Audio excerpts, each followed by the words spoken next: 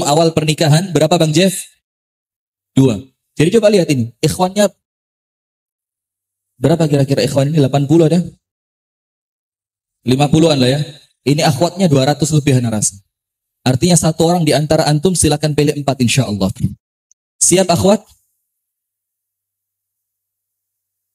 Tidak siap nikah? Atau tidak siap dijadikan yang kedua? Atau tidak siap diduakan? Semuanya.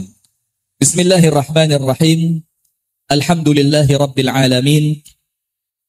Wa sallallahu wa sallama ala nabiyyina Muhammadin wa ala alihi wa ashabihi ajma'in.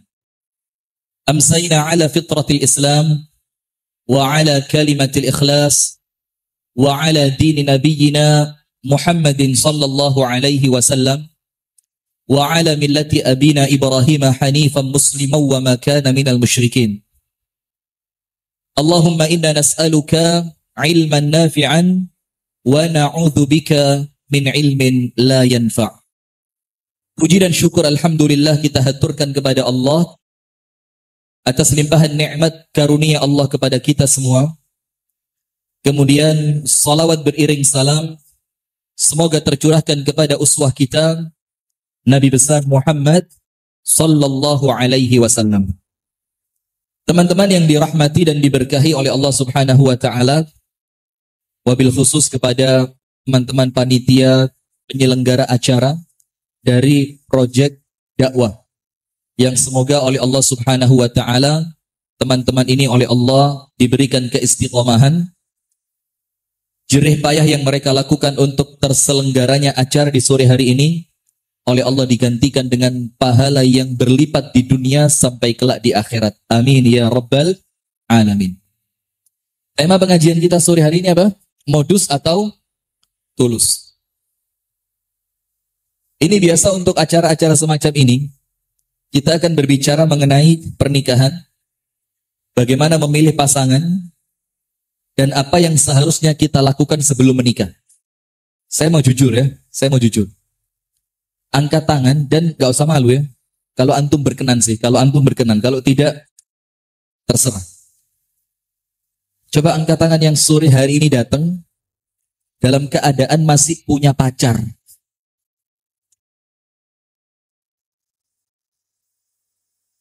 1, 2, 3, 4, 5, 6. Banyak ternyata. Akhwat udah lewatin. Ikhwan juga angkat tangan.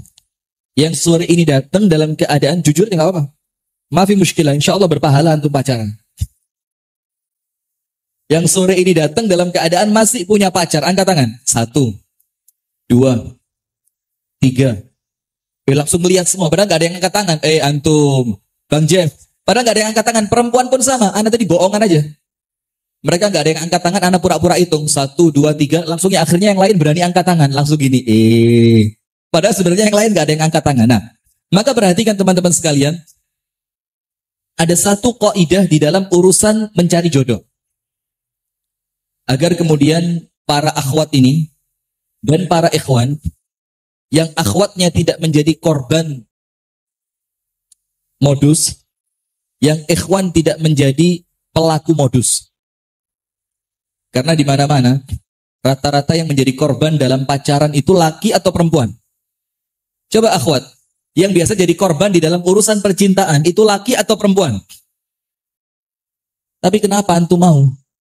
Tetap perempuan dibilang, gak ada selain kamu. Abang, dibohongin padahal dia. Karena memang normalnya wanita senang dibohongin. Dan itu dibenarkan oleh syariat. Antum semuanya tahu kan?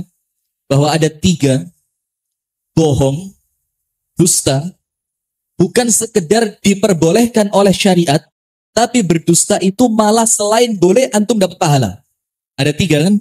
Yang pertama, berdusta ketika peperangan. Misalkan antum dikirim sebagai delegasi untuk menghadap perwakilan dari pasukan musuh. Lalu antum ditanya, pasukan antum jumlahnya berapa? Pasukan antum sekarang ini tempatnya diletakkan di mana? Persenjataan yang antum bawa apa aja? Misalkan antum saat itu jujur, maka antum konyol.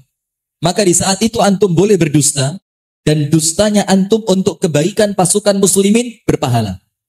Yang kedua, untuk mendamaikan dua orang yang berseteru. Misalkan Akram dan Muhammad Ridwan. Ridwan dengerin. Antum harus suruh maju lagi ntar ya. Tapi antum pakai pici hitam keren ternyata ya. Akhwat pengen lihat perbedaan Ridwan kalau nggak pakai pici sama pakai pici. Misalkan Akram sama Ridwan ada masalah. Mereka nggak mau saling sapa sudah. Mereka ketika ketemu pun tidak saling memandang. Maka anak datang ke tempatnya Akram, anak katakan, Ustadz Akram, ini seharusnya Ustadz Ridwan mau minta maaf sama antum tapi dia malu, dia ngaku dia yang salah. Ketika anak ketemu Ridwan, anak mengucapkan yang sama, seharusnya Ustadz Akram ini mau minta maaf sama antum tapi dia malu, dia ngaku dia yang salah. Akhirnya ketika dua orang ini bertemu, keduanya saling memaafkan. Padahal anak berdusta. Beliau tidak ingin minta maaf dan Ridwan juga tidak ingin meminta maaf. Dan ini di dalam syariat bukan sekedar boleh, tapi bahkan berpahala. Dan yang ketiga, antum tahu apa? Berdusta yang diperbolehkan bahkan berpahala. Coba akhwat, enggak usah muter di belakang, maju aja yang sebelah sini. Itu yang pakai gamis warna biru ya, biru atau hijau itu. Maju aja, maju biar yang sebelah sana bisa maju. Akhwatnya silakan maju. Yang sebelah sini jangan, yang sebelah sana aja, yang sebelah timur ya. Yang sebelah timur, maju ke depan, antum ngadep ke barat. Biar akhwatnya cukup, ini udah kesian yang belakang, soalnya banyak yang belum mandi kan. Jadi baunya nanti kesian dia. Silakan panitia, mohon diatur panitianya. Itu akhwat yang di sebelah timur disuruh maju ke utara, menghadap ke barat, gak apa-apa. Biar yang sebelah sana bisa masuk. Bohong yang ketiga, yang tidak hanya sekedar diperbolehkan, tapi bahkan ketika berbohong berpahala. Apa itu? Bohongnya seorang suami ketika dia sedang merayu istrinya. Misalkan istrinya gemuk, dibilang, walaupun gemuk, tapi Masya Allah, badan kamu bagus. Padahal jelek, namanya gemuk gak ada yang bagus. Tapi perempuan subhanallah, kodratnya mereka, yang menjadikan perempuan itu memang senang dibohongin, itu bukan mereka. Memang Allah mentakdirkan wanita dalam keadaan seperti itu. Misalkan ada perempuan jelek betul, tapi terlanjur punya suami gitu. Kemudian suaminya bilang, sudahlah dik, tidak ada perempuan tercantik kecuali dirimu. Itu dia percaya. Percaya dia, padahal jelas-jelas suaminya bohong. Ada perempuan hitam betul, terus hitam udah, kalah aspal. Tapi kemudian ketika dia mulai perawatan sehari 2 hari, yang namanya perawatan 2 hari belum ngefek buat dia. Tapi kemudian apa? Suaminya bilang, Masya Allah, habis perawatan 2 hari, itu Masya Allah, bunga Citra Lestari udah kalah sama kamu. Katanya, percaya dia. Padahal dibohongin. Dan ini yang menjadikan kemudian para wanita banyak menjadi korban bucin. Yes. Apa bucin? Bukan micin. Kok micin? Bucin apa? Apa akhwat? Bucin apa? Budak cinta. Kalau nggak ada dirimu mati. Nggak ada. Nah itulah kenapa kemudian banyaknya korban di dalam urusan percintaan itu para wanita. Nah oleh sebab itu, hati-hati akhwat ini. Jangan gampang kemakan oleh ikhwan. Sampai-sampai salah seorang di antara ulama salaf itu mengatakan begini, apabila aku ditinggalkan di suatu tempat untuk menjaga uang, yang uang itu jumlahnya sangat besar, aku bisa menjamin bahwa aku tidak akan mengurangi uang itu sedikit pun. Walaupun uang itu ditinggalkan bersamaku selama 1 tahun, haul 1 tahun. Tapi jangan tinggalkan aku bersama wanita, walaupun cuma sekejap mata. Karena apa? Rasulullah mengingatkan kita, para ikhwan dengerin. Jangan main-main, jangan main api antum. Rasulullah mengingatkan, ma taraktu lakum. Tidaklah aku tinggalkan untuk kalian, wahai para laki-laki. Ba'adi, setelah aku meninggal dunia. Fitnatan, suatu ujian yang paling berat, ad-dharra minan nisa. Yang lebih berbahaya untuk kalian, wahai para laki-laki, dibandingkan siapa? Wanita. Artinya mereka fitnah untuk antum. Nah, akhwat perlu ngerti, antunna itu adalah fitnah terbesar untuk kami. Maka kalau telepon, gak usah pakai suara-suara yang, Assalamualaikum Ustaz. Ustaz, saya mau curhat.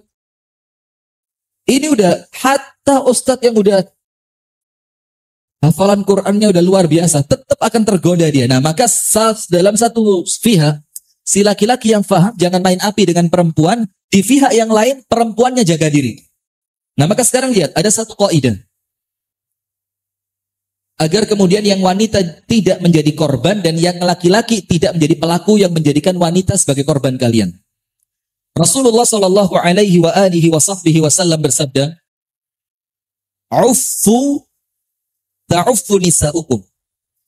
Wahai para laki-laki, jagalah diri kalian. Uffu itu artinya iffah. Iffah itu menjaga diri.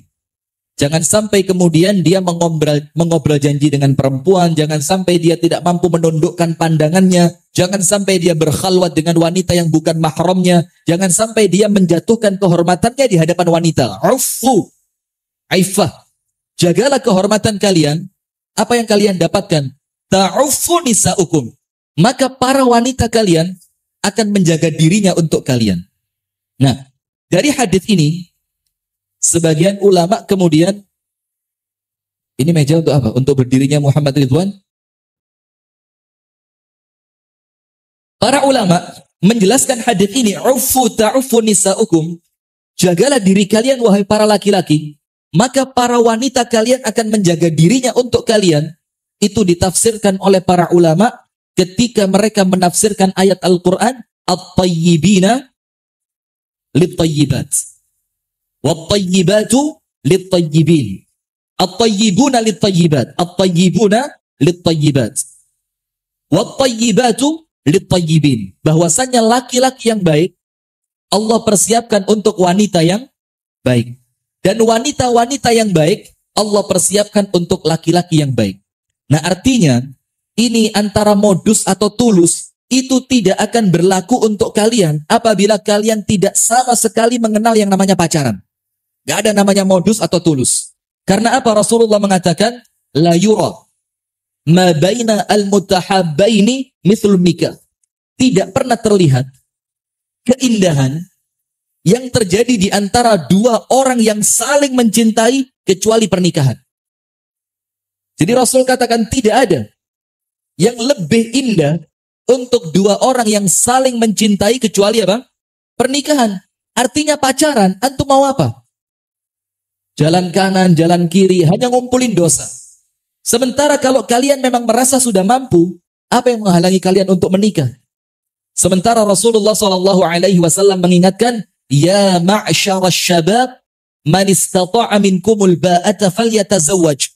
Wahai para laki-laki, dan yang dipanggil oleh Rasul yang masih muda, syabab, dalam Islam, syabab itu orang yang usianya sudah di atas balik. Coba angkat tangan yang belum balik laki-laki. Satu.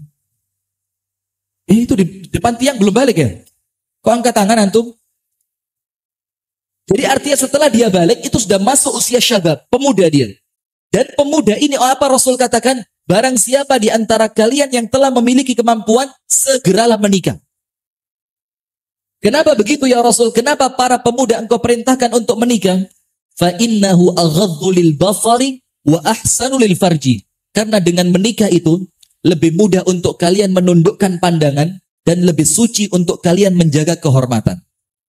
Sekarang pertanyaannya, mengapa kemudian perintah ini Rasul khususkan, walaupun perintahnya umum, akan tetapi Rasul khususkan untuk para pemuda, karena Rasul mengetahui justru godaan terbesar di dalam urusan modus ini memang kejadiannya di antara para pemuda. Nah, maka mari kita lihat bagaimana anjuran Rasulullah Shallallahu Alaihi Wasallam ketika para pemuda akan menikah. Dan salah satu yang menjadikan pemuda itu takut menikah karena tidak punya pekerjaan kan? Kita belum kerja Ustadz, kita belum punya penghasilan tetap Ustadz. Lah, tidak ada kaitan antara menikah dengan pekerjaan. Dengerin, serius ini. Tidak ada kaitannya sama sekali. Dan tidak ada kaitan sama sekali. Antum tidak berani nikah gara-gara tidak punya uang. Lah, tidak ada kaitannya. Ana ceritain jujur, nyata diri Ana. Ana nikah dengan istri Ana. Alhamdulillah, hampir keceplosan. Dengan istri Ana itu 26, istri Ana usianya 18. 26, istri 18. Keluar dari pondok pesantren Gontor. Sudah Antum tahu saya punya uang berapa waktu itu? Saya ketika akad nikah pas hanya punya uang 500.000, itu pun uang pemberian orang tua. Dan subhanallah, jangan dikira nggak mikir, yo mikir kita. Terus nanti setelah nikah mau ngapain? Dan subhanallah, setelah menikah Allah buka pintu rezeki. Dan ini merupakan janji Allah. Apa Allah katakan? Iyakunu fuqara yughnihimullahu min fadlih. Sekiranya mereka adalah orang-orang yang fakir, sekiranya mereka adalah orang-orang yang miskin, sekiranya mereka tidak memiliki harta, apa Allah katakan? Yughnihimullahu min fadlih. Allah akan menjadikan mereka kaya dengan karunia dari Allah. Kenapa begitu? Disebutkan di dalam hadis yang sahih, thalathun 'ala Allahi haqqun, thalathun haqqun 'ala Allahi aunuhum. Ada 3 kelompok manusia wajib hukumnya Allah menolong mereka. Wah, modal untuk kalian ini. Ada 3 kelompok manusia, Rasulullah katakan Allah mewajibkan dirinya untuk menolong mereka. Nomor 1, al-mujahidu fi sabilillah. Orang yang berjuang di jalan Allah. Maka orang yang berjuang di jalan Allah ini mujahid, orang yang berperang, bukan kemudian jomblo fi sabilillah. Lah, nggak berlaku. Apa jomblo kok fi sabilillah? Maafi. Orang fi sabilillah itu berjuang di jalan Allah. Dan orang yang berjuang di jalan Allah, Allah menjamin menolong mereka. Dan ingat, yang ditolong oleh mereka bukan cuma orang yang berangkat jihad, tapi anak dan istri yang ditinggalkan di rumah. Jaminan dari Allah. Dan antum tidak usah khawatir, ketika Allah yang menjamin, artinya jaminan itu pasti Allah kasih. Kenapa begitu? Innallaha la yukhliful mi'ad. Sesungguhnya Allah tidak akan mengingkari janjinya. Misalkan antum berdoa di waktu yang paling mustajab. Misalkan di sepertiga malam yang terakhir. Ketika Allah subhanahu wa ta'ala turun ke langit dunia, Allah katakan, siapa yang berdoa, aku kabulkan doanya. Siapa yang meminta, aku beri permintaannya. Siapa yang memohon ampun, aku ampunkan dosanya. Kemudian ketika berdoa, antum menggunakan cara tawassul yang menjadikan doa antum oleh Allah tidak akan ditolak. Menggunakan apa? Antum menggunakan Ismullahil A'zam, nama Allah yang paling agung, yang Rasul katakan apabila digunakan untuk berdoa, Allah kabulkan doanya. Ya Hayyu Ya Qayyum, Ya Rahmanu Ya Rahim, Ya Dzal Jalali wal Ikram. Antum tambah lagi tawassulnya, antum tambah dengan amal solih. Sebelum antum berdoa, antum melakukan amal solih yang menjadikan doa antum oleh Allah pasti diijabah. Plus, antum minta doa kepada orang lain yang orang itu solih. Tapi ternyata di waktu yang mustajab, dengan cara yang terbaik, dengan amalan-amalan yang menjadikan doa antum diterima, ternyata doa antum apa? Ya Allah, tolong ingkari janjimu ya Allah. Malaikat marah itu. Gimana Allah ente suruh mengingkari janji? Tidak mungkin Allah akan mengingkari janji. Maka nomor 1, mujahid fi sabilillah. Pasti oleh Allah ditolong. Nomor 2, al-mukatib. Mukatib itu seorang budak yang ingin membebaskan dirinya, membeli dirinya dari tuannya. Dia tanya sama tuannya, tuan, hargaku berapa? Mana tadi Akram? Kenapa tuh pidasan ini kursi jadi kosong? Apa Ustadz Fakhrul Razi kita letakkan di sebelah sini? Ini kelihatannya pas untuk duduk sini, sebelah sini Ustadz. Yang kedua, seorang budak yang akan membebaskan dirinya. Dia tanya sama tuannya, tuan, hargaku berapa? Misalkan tuannya mengatakan hargamu 200 juta. Maka budak itu mengatakan, aku akan mencicil diriku. Ketika budak itu mencicilnya, maka Allah pasti menolong dia untuk memudahkan dia bebas. Dan yang ketiga, antum tahu? Ahlan wa sahlan wa marhaban. Lah, antum sebelah sana Ustaz. Lain serius. Sama coba kita mau serius betul ini. Yang ketiga, siapa yang pasti oleh Allah ditolong dan tidak mungkin oleh Allah ditinggalkan, pasti ditolong. An-nakih yuridul afaf. Orang yang menikah dan ketika dia menikah yang dicari olehnya adalah kehormatan dirinya. Coba antum ikhwan. Antum sekarang tinggal di Palopo, tinggal di Makassar, tinggal di Malang, tinggal di Surabaya, tinggal di Jakarta, tinggal di Medan, semuanya sama. Fitnah terbesarnya syabab itu akhwat. Sah Ustaz ya? Berat fitnah perempuan ini. Sebaliknya juga, fitnahnya akhwat ini para ikhwan, apalagi ikhwan-ikhwan yang mode genditnya nyala ini. Mode on genditnya ini. Bilang, ukhti sholat tahajud yuk. Ukhti diajak tahajud. Orang tuanya nggak pernah dibangunin. Kakaknya nggak pernah dibangunin. Ukhtinya dibangunin. Ukhti tahajud yuk katanya. Maka hati-hati. Artinya apa? Ketika memang antum berani menikah. Dan kemudian ketika antum menikah. Niatan ikhlas karena Allah. Jujur karena Allah. Dan antum sampaikan di hadapan Allah. Ya Rabb, aku menikah ya Allah. Ingin menjaga diriku dari perzinaan. Aku ingin menjaga kehormatanku. Pasti Allah turunkan pertolongannya. Pasti Allah turunkan pertolongan itu. Nah maka antum tahu kisah pernikahan Ali bin Abi Thalib. Ini maghribnya jam berapa? Anda mau kasih waktu panjang Ustaz Fakhrul Razi nanti. La. Maghrib jam berapa? La. Hatta antum sering ke sini. Maghrib jam berapa? 6 kurang? Nah, antum kurang 6 kurang 15. Zen. Kisah nikahnya Ali bin Abi Thalib dengan Fatimah bintu Rasulullah sallallahu alaihi wasallam radhiyallahu taala anhuma. Antum pernah dengar kisahnya ya? Jadi Rasulullah memiliki satu putri yang belum nikah saat itu. Ketika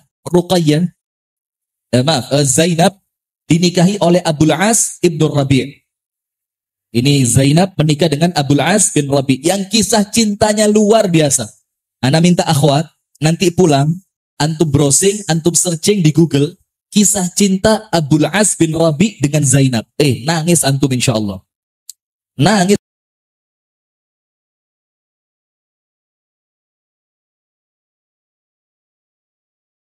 Antum dengar cerita itu kan? Nggak akan berani upload foto setelah itu, betul. Luar biasa kesetiaan Zainab menanti Abul As dan bagaimana Abul As begitu setia dengan Zainab. Luar biasa.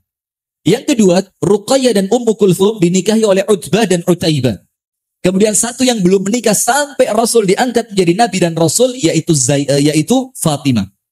Maka ketika itu kisah cintanya, ceritanya ada cinta terselubung dalam tanda kutip ya, karena kita tidak mau kurang ajar, karena ini kisah mengenai salah satu rumah tangga Rasulullah Sallallahu Alaihi Wasallam. Ali ibnu Abi Thalib diasuh oleh Rasul mulai kecil. Karena Abu Thalib bukanlah orang yang berada, bukan orang kaya. Maka untuk meringankan bebannya Abu Thalib, bentuk terima kasihnya Rasul karena sempat diasuh oleh Abu Thalib, maka Ali diambil oleh Rasul untuk diasuh di rumah ibunda Khadijah.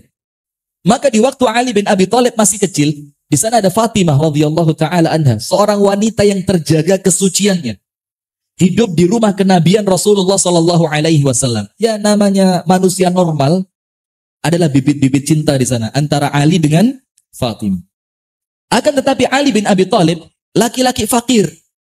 Bahkan disebutkan dalam sebagian riwayat Ali bin Abi Thalib tidak sempat bekerja karena repot membantu Rasulullah, berkhidmat kepada Rasulullah. Maka namanya laki-laki yang tidak punya pekerjaan. Coba ya, dibantu lagi panitia. Ini akhwat yang sebelah timur, maju ke utara, menghadap ke barat. Silakan. Panitia lagi. Ini kesian Ustaz, yang belakang udah naam. Atau ya, ikhwannya digeser lagi. Kamera, mohon maaf ya, kameramen ya.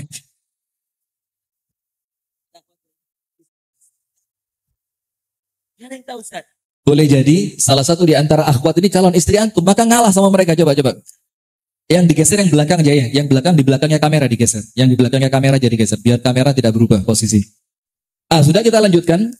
Maka ada bibit cinta yang muncul antara Ali radhiyallahu taala anhu dan Fatimah radhiyallahu taala anha.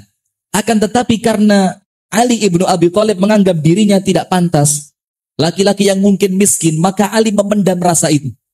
Subhanallah. Ketika Ali sedang memendam rasa cintanya kepada Fatimah, gak pakai modus. Fatimah, kamu perempuan tercantik yang pernah aku temui. Gak ada pasang status. Maafi pasang status. Sudah. Dalam keadaan Ali memendam rasa itu, antum tahu gak apa yang terjadi? Datanglah Abu Bakar As-Siddiq radhiyallahu ta'ala anhu untuk melamar Fatimah. Ali bin Abi Thalib merasa, ya Allah, yang datang Abu Bakar. Dan mohon maaf, Abu Bakar laki-laki terpandang dan kaya raya. Maka Ali mengira, ini diterima, udah lamaran ini. Putus sudah ini cinta saya ini. Habis sudah kisah cinta saya ini. Dan subhanallah apa yang terjadi? Ternyata lamarannya Abu Bakar untuk melamar Fatimah oleh Rasulullah Sallallahu Alaihi Wasallam tidak diterima. Rasulullah mengatakan, wahai Abu Bakar, Fatimah masih terlalu kecil. Dan ini isyarat bahwa itu ditolak. Dan antum juga harus ngerti ya. Ketika ada ucapan semacam itu dari calon mertua, itu ditolak.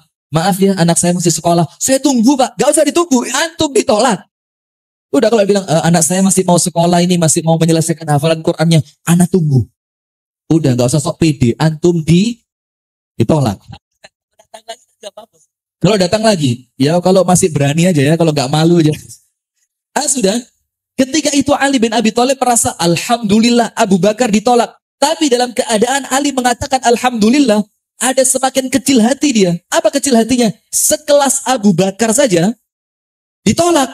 Apalagi Ali yang tidak punya apa-apa. Ketika terdengar bahwa lamarannya Abu Bakar ditolak, Umar merasa, kesempatan nih, Abu Bakar terlalu tua. Maka mungkin Umar bolehlah melamar Fatimah. Apa yang terjadi? Ini mohon maaf ya, ini kita bahasakan dengan bahasa kita. Tanpa kemudian kita mengurangi rasa hormat kita kepada Ahlul Bait Nabi besar Muhammad sallallahu alaihi wasallam. Radhiyallahu taala anhum ajma'in. Sudah? Maka datang Umar. Ketika Umar datang, Ali semakin gelisah. Ya Allah, Abu Bakar ditolak. Sekarang yang datang Umar, laki-laki yang Masya Allah, antum buka sejarahnya Umar dan antum lihat di kitab sejarahnya Umar bagaimana ketampanan Umar Ibnul Khattab. Laki-laki yang besar, tinggi, gagah perkasa, putih, berwibawa. Artinya katanya Ali, kalau Umar yang datang, mungkin nasibnya tidak sama dengan ketika yang datang Abu Bakar. Ali kemudian semakin risau dia. Ya Allah, Umar datang melamar Fatimah. Dan jawaban Rasul ternyata sama. Apa Rasul katakan? Wahai Umar, mohon maaf, Fatimah masih terlalu kecil. Apa yang terjadi teman-teman sekalian? Itu Rasulullah Shallallahu Alaihi Wasallam disebutkan oleh para ulama sejarah. Memang Rasul menanti supaya Ali yang datang untuk melamar Fatimah. Subhanallah, lihat. Jadi antum terkadang perasaan pede itu perlu ditumbuhkan ya. Jangan-jangan ini perempuan-perempuan ini orang tua mereka sedang tunggu antum. Muhammad Ridwan, mana dia? Hilang Ustaz. Nah kan, ana udah bilang dari tadi, antum maju, ta'al. Nggak boleh nolak permintaan Ustaz. Walat jumlah seumur hidup antum. Kita minta duduk sebelah sini Ustaz.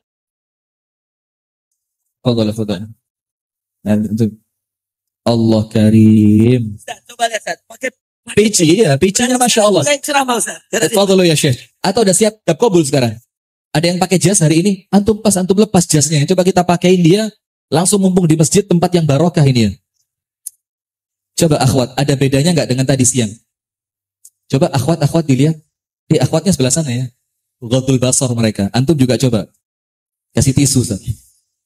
Fadlu ya Syekh. Jazakallah khair. Sudah, para ulama mengatakan justru Rasulullah menanti Ali. Maka teman-temannya Ali menangkap rasa itu. Mereka mengatakan, ya Ali, tidak ada yang ditunggu oleh Rasulullah illa anta, kecuali kamu. Apabila engkau yang maju, maka Rasul akan berikan Fatimah untukmu. Apa kata Ali? Teman-teman yang ngertilah. Abu Bakar ditolak. Umar ditolak. Lalu siapa Ali ini? Dan subhanallah apa yang terjadi? Ketika Ali dalam keadaan semacam itu, datang panggilan dari Rasulullah untuk Ali bin Abi Thalib. Mereka mengatakan, ya Ali, Rasulullah Shallallahu Alaihi Wasallam memanggilmu. Subhanallah, Ali nggak mikir ini Rasul mungkin memanggilku untuk perintah apa? Apa yang terjadi? Ketika Ali di hadapan Rasulullah, antum dengerin. Subhanallah. Apa Rasul katakan? Ya Ali, kenapa engkau tidak melamar Fatimah? Subhanallah, lihat. Ketika Ali menyembunyikan rasanya, ketika ia menjaga kehormatannya, ketika ia tidak mengumbar cintanya, ketika ia tidak mengeluarkan modusnya, Allah yang maha mendengar, Allah yang maha tahu menggerakkan hati calon mertua untuk justru memanggilnya. Subhanallah, lihat. Apa Rasul katakan? Ya Ali, mengapa engkau tidak melamar Fatimah? Subhanallah, lihat, jaga diri antum.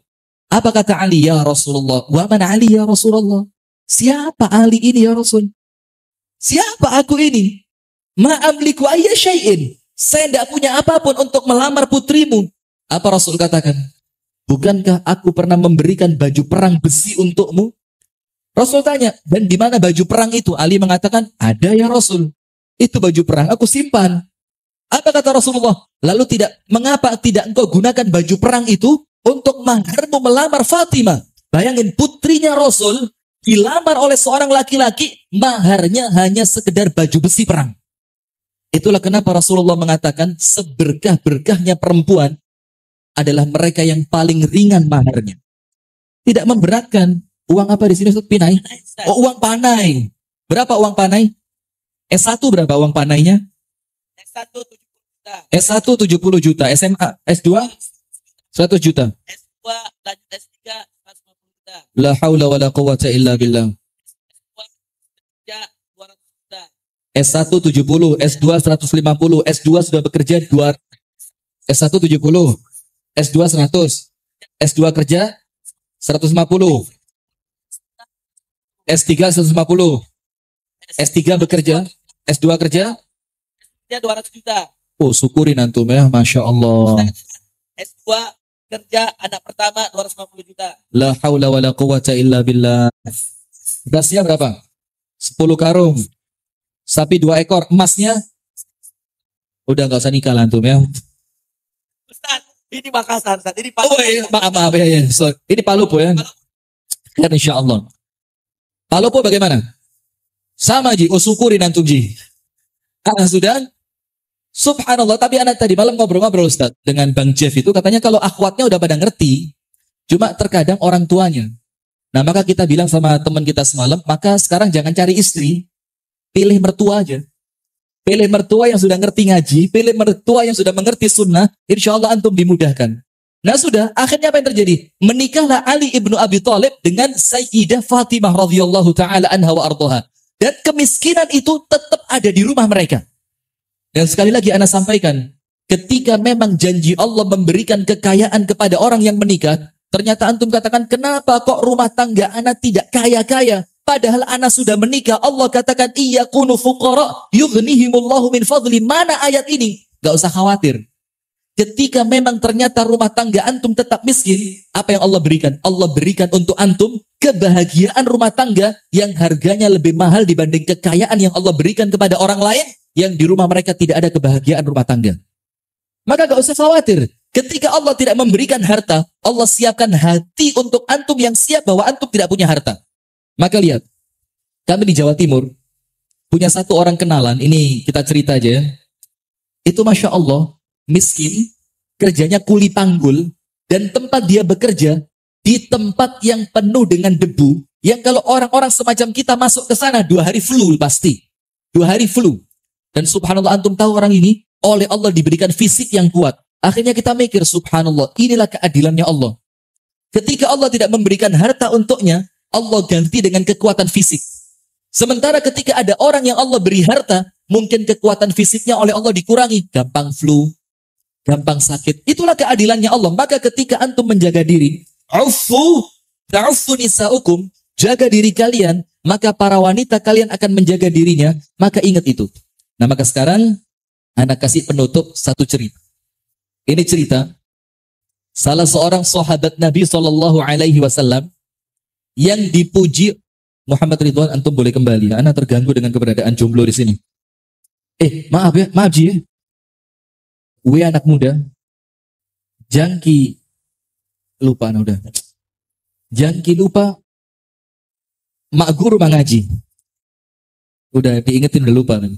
Nah maka begini, salah seorang sahabat Nabi yang banyak dipuji oleh Rasulullah. Dan dia bukan sahabat sembarangan. Ini sahabat adalah sahabat yang salah satu pujian Rasulullah kepadanya apa? Tidak ada seorang manusia pun yang di bawah langit dan berjalan di atas bumi yang lebih fasih ketika berbicara afsahu lahjatin min Abi Dzar. Yang berbicaranya lebih fasih dibanding Abu Dzar. Ana mau ceritain sama antum agar kemudian kita mengerti, dan ini riwayat diambil dari athar yang sahih.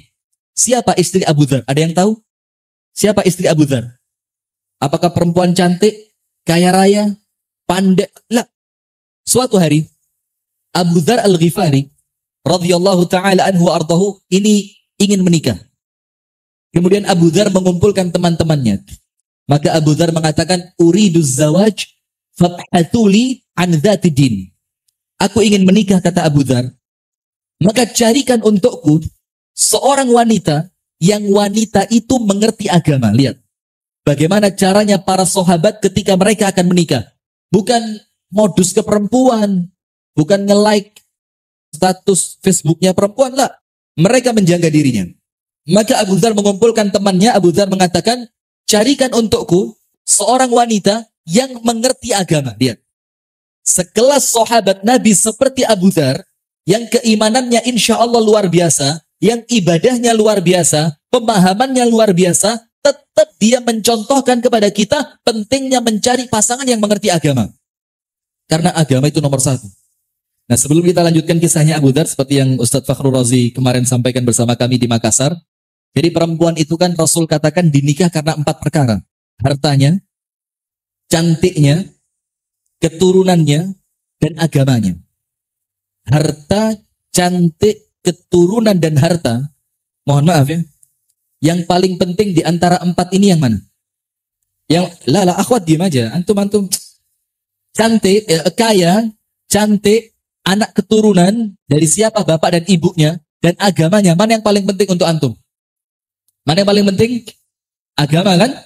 Maka Rasul katakan, fadfar bidzatid din taribat yadak. Pilihlah perempuan yang mengerti agama, selamat kalian. Sekarang lihat kuncinya Imam Ahmad ketika mencari istri. Apa Imam Ahmad mengatakan? Al-Imam Ahmad Ibnu Hanbal ketika ada orang ingin mencari istri, Imam Ahmad bilang apa? Nomor 1, lihat dulu cantiknya. Jangan agamanya dulu. Cantiknya dulu. Ketika kalian telah sepakat dengan kecantikannya, kalian cocok dengan kecantikannya, baru tanyakan tentang agamanya. Apabila ternyata memang dia cantik, tapi ternyata agamanya tidak baik, tolaklah dia. Artinya engkau menolak dia karena agamanya. Tapi kalau kalian lihat agamanya dulu, gimana nih perempuan? Hafizah 30 juz, keren. Bagaimana nih perempuan? Hafal kutubu tis'ah. Bukan kutubu sita ini, kutubu tis'ah. 9 kitab hadis dia hafal semua. Keren, Masya Allah. Bagaimana ibadahnya? Keren ibadahnya. Tahajud 1000 rakaat tiap malam. Masya Allah. Kapan melayani suami kan? Sudah cocok. Gak perlu lihat, gak perlu nazar lah, gak perlu nazar. Kenapa? Udah yang penting agamanya. Ternyata setelah agamanya bagus, antum nazar. Antum dipertemukan untuk kemudian melihat ternyata wajhuha akbah minal himar. Ternyata wajahnya lebih jelek dibanding keledai. A'azzanallahu wa iyyakum ajma'in. A'azzanallahu wa iyyakum ajma'in. Kemudian antum tidak sepakat, akhirnya antum tolak dia. Artinya antum menolak dia bukan karena agamanya. Padahal agamanya baik. Maka untuk menyelamatkan, lihat dulu apanya? Wajahnya. Ketika wajahnya cocok, baru tanya tentang apanya? Tentang agamanya. Nah sekarang pertanyaan, coba akhwat dijawab. Ikhwan selesai sudah ya, akhwat dijawab. Agama yang paling penting, ana mau tanya sama akhwat, lalu kenapa yang paling penting Rasul letakkan yang paling akhir? Padahal seharusnya yang paling penting, kalau kita mau bicara prioritas, dia diletakkan yang pertama, supaya kita ingat. Misalkan nak berangkat ke pasar ya, jangan sampai lupa beli beras dulu. Kalau ada sisa uang, belikan gula. Maka yang beras di nomor 1 kan biar nggak lupa dia. Tapi pertanyaan akhwat, yang bisa jawab, ana nikahin sama Muhammad Ridwan. Mereka seharusnya bisa jawab karena dengar nikah sama Muhammad Ridwan, gak jadi mau jawab mereka. Enggak Muhammad Ridwan. Coba anda bilang anda nikahin sama Ustadz Fakhrul Razi. Itu langsung walaupun gak bisa jawab, angkat tangan mereka. Hati-hati. Istri antum maujud? Istri? Lah. Maaf, lah. Bercanda. Biasalah, bercandanya orang Jawa begini. Sudah? Langsung hilang Ustaz. Mau ngomong apa lupa? Lah, afwan ya. Ummul Amin. Bercanda aja. Sudah? Pertanyaannya, kenapa justru yang paling penting Rasul letakkan yang paling akhir? Jadi dijelaskan oleh para ulama, mengapa justru yang paling penting Rasul letakkan yang paling akhir? Agama, itu mengapa Rasul katakan, wali diniha, dia dipilih karena agamanya, fadfar bidzatid din taribat yadak, tapi pilihlah yang mengerti agama, selamat hidup kalian. Selamat rumah tangga kalian, selamat akhirat kalian, selamat anak turun kalian. Kenapa yang paling penting diletakkan yang paling akhir? Akhwat, angkat tangan, tafadhali. Silakan, ada yang bisa jawab? Salah nggak apa-apa, nggak dihukum. Ada yang bisa? Ayo, ukhti, silakan. Kenapa jawabannya? Ada yang bisa jawab? Ada mic. Coba, ada yang bisa jawab? Kasih yang itu pakai baju biru-biru. Itu kelihatannya cerdas, zakiyat itu. Ada yang mau jawab? Ada yang mau jawab? Nggak ada ya, kita persingkat. Para ulama mengatakan ini hadis merupakan salah satu di antara bukti kebenaran Rasulullah Shallallahu Alaihi Wasallam. Yang ini hadis menunjukkan keadaan manusia kelak di akhir zaman. Bahwa walaupun mereka mengerti agama itu yang terpenting, tapi mereka menjadikan agama prioritas yang paling akhir. Yang pertama, cantik dulu Ustaz. Gak bisa ngaji, nanti anak privatin ngaji. Oh, gak pakai jilbab, entar abis nikah anak jilbabin. Oh, gak pernah sholat, entar abis nikah anak suruh sholat dia. Artinya, walaupun mereka tahu agama yang paling penting, tapi keadaan di akhir zaman, Rasul tunjukkan bahwa nanti agama itu merupakan pilihan paling akhir di antara kalian. Maka kalau ada laki-laki melamar perempuan, yang pertama kali ditanya, kerja apa? Betul kan? Antum datang melamar anaknya orang, kerja apa? Tinggal di mana? Rumah di mana? Orang tuanya siapa? Kalau ditanya tentang agama, kalaupun ditanya, seringkali nggak ditanya, kalaupun ditanya, pertanyaannya paling terakhir, bisa ngaji nggak? Kalau sholat subuh di masjid atau di rumah? Itu pertanyaan terakhir. Ini menunjukkan, Rasul tunjukkan nanti keadaan kita di akhir zaman. Nah, sekarang kita lanjutkan kisahnya Abu Dzar. Abu Dzar kumpulkan semua temannya. Abu Dzar mengatakan, aku ingin menikah, carikan untukku perempuan yang mengerti agama. Maka hati-hati, rumah tangga ini, mohon maaf ya, ikhwan dan akhwat, jangan salah pilih. Bukan untuk sehari 2 hari. La afwan ya Ustaz, utila alaikum. Bukan untuk sehari 2 hari. Bukan untuk rekreasi sebulan 2 bulan. Tapi rumah tangga, antum cari orang yang akan nyaman hidup bersama antum, bahkan setelah antum tua, bahkan ketika antum sakit. Maka panjang mikirnya. Ini perempuan kira-kira pantas gak untuk istri saya? Perempuan ini kira-kira pantas gak untuk merawat anak saya? Ini perempuan kira-kira nanti ketika aku jatuh sakit, mau gak dia merawat saya? Begitu pula laki-laki. Artinya panjang. Maka Abu Dzar, karena dia mengerti pentingnya agama, dia katakan, carikan untukku perempuan yang mengerti agama. Sudah, ada temennya ngetes. Dan temennya gak serius. Temennya mengatakan, ya Abu Dzar, innali amatun saudaun qabihatal wajhi dzatudin. Abu Dzar, aku punya di rumah seorang budak perempuan berkulit hitam legam, berwajah jelek, akan tetapi perempuan itu mengerti agama. Ini teman mengira Abu Dzar gak akan mau lah. Budak, dan mohon maaf ya, ini teman-teman perlu ngerti, kalau yang namanya budak, antum jangan cerita perawan, maafi. Kalau dibilang budak, gak ada namanya masih gadis, gak ada. Aku punya di rumahku perempuan budak, hitam, wajahnya jelek, tapi perempuan itu mengerti agama. Dan subhanallah, teman-temannya dikejutkan oleh jawabannya Abu Dzar. Apa Abu Dzar katakan? Uridu. Aku mau dengan perempuan itu. Wih, kaget teman-temannya. Akhirnya dipertemukan dan subhanallah betul menikah Abu Dzar dengan perempuan tadi. Kira-kira 4 tahun setelah Abu Dzar menikah dengan budak hitam dan jelek tapi mengerti agama itu. Setelah 4 tahun, teman-temannya datang ke rumahnya Abu Dzar. Apa teman-temannya katakan? Setelah mereka bercanda, mereka ngobrol, mereka makan, mereka minum, mereka mengatakan begini. Ya Abu Dzar, ama akhadtal hasna? Abu Dzar, apa kamu tidak kepingin menikah dengan perempuan cantik? Apa tidak ada keinginanmu untuk kemudian engkau menikah dengan perempuan yang cantik, yang seperti akhwat Palopo lah. Putih-putih, cantik-cantik, Masya Allah Palopo ini. Anak kalau boleh bawa 1 pulang, boleh lah, bawa 1 pulang, anak simpan di koper ya. Maka teman-temannya bilang, ya Abu Dzar, ama akhadtal hasna? Mengapa engkau tidak ingin menikah dengan perempuan cantik? Abu Dzar, zaki, cerdas dia. Abu Dzar faham, ini laki-laki ini, teman-teman tamu-tamu ini, dia menanyakan seperti itu. Abu Dzar, kenapa engkau tidak ingin menikah dengan perempuan cantik? Karena mereka ingin menghinaku karena istriku budak berkulit hitam berwajah jelek. Apa kata Abu Dzar? Teman-temanku sekalian, aku mengerti apa yang kalian maksudkan. Zaujati, kata Abu Dzar, istriku yang kalian sedang menghinanya sekarang, perempuan itu, hiyallati tuqidhuni idza nimt. Itu perempuan yang membangunkanku sholat malam ketika aku tertidur. Subhanallah. Lihat. Itu perempuan yang kalian sedang menghinanya sekarang, dia yang setiap malam membangunkanku sholat malam ketika aku tertidur. Wahiyalladzi tudzakiruni idza nasit. Dan itu perempuan yang senantiasa mengingatkan aku kepada Allah ketika aku lupa. Wahiyallati tusyajji'uni idza kasult. Dan dia itu perempuan yang senantiasa menyemangatiku, senantiasa mensupportku ketika aku sedang malas. Lalu apa kata Abu Dzar? Wa idza ra'aitumuha id adkhalaha Allahu al-jannata la nadimtum annakum ma akhadtumuha. Dan kelak kata Abu Dzar, sekiranya kalian melihat keindahan wajahnya, kalian